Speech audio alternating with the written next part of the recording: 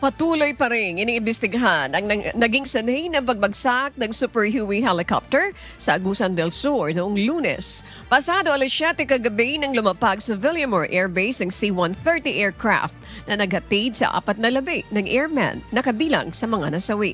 Kabilang dito ang dalawang piloto na sina Captain Pauli Dumagan at Second Lieutenant Royce Luis Camigla, crew na sina Sergeant John Christopher Golpo at Airman First Class Erickson Merico.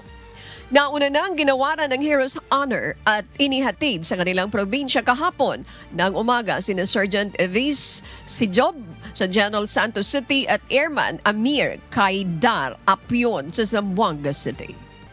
Sa ngayon po ba, medyo nahihirapan po tayo dahil kita nyo rin po sa ibang mga videos na talagang nasunog po. Hindi pa naman po din kami nakapag-usap din po ng investigators dahil nandun po sila sa area. But rest assured po that they're doing everything they can. Lahat po ng eyewitness accounts din po. Sa katunayan nga po, di ba meron nga po tayo mga kababayan na nandun sa near the area na meron po nakakuha nga po ng ibang mga videos.